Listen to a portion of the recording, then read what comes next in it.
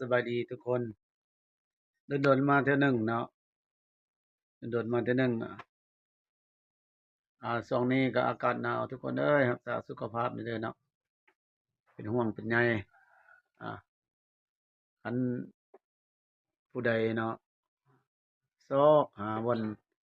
เปลี่ยนจอบ่อนเปลี่ยนอะไรโทรศัพท์มือถือเนาะ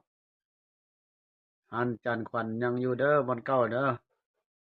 เปลี่ยนจอเปลี่ยนเปลี่ยนอะไรทุกอย่างเนาะ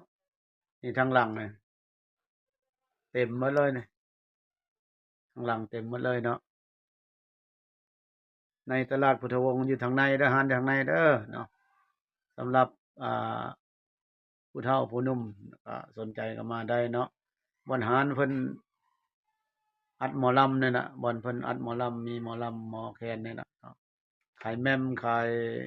MP3 เนาะโหลดเพลงยังอยู่คือเก่าเนาะเพิ่มเติมก็คือขายเครื่องโทรศัพท์ขายโทรศัพท์มือสองมือหนึ่งเนาะนี่เด้ออ่าขายโทรศัพท์มือสองมือหนึ่ง ผู้ใดสนใจท่านใดสนใจยังมาอุดหนุนจันขวัญก็เชิญเลยเด้อทางนี้เด้อเนาะในตลาดพุทธวงศ์ยมราชเด้อเมืองยมราชเฮาเด้อเนาะนี่นี่ถ่ายให้เบิ่งเด้อนี่มีหลายมานั่งท่าเอาเลยผู้ใดอยากเปลี่ยนจอเปลี่ยนหยังเนาะมี MP3 มีหมอลำเนาะตอบสนองให้ทุกคนเนาะฟังลำเนาะเห็นในซองหมอลำก็ตามมาโลดเนาะให้ค่อยโฆษณาขายเครื่องแหน่พี่น้องเอ้ยฟังหมอลำก็กดไลค์กดแชร์ให้แหน่มาซื้อเครื่องซอยแหน่นี่สิให้เบิ่งนี่เด้อนี่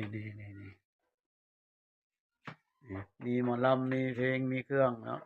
เก็บโทรศัพท์สายซากเปลี่ยนจออ่านี่แหละก็บ่ได้ใหญ่บ่ได้โตหันน้อยธรรมดาแต่เครื่องหลายพี่น้องเอ้ยสั่งเข้ามาทุกมื้อเนาะเอาแต่เครื่องดีๆมานี่เด้อให้เบิ่งอืมให้เบิ่งเนาะ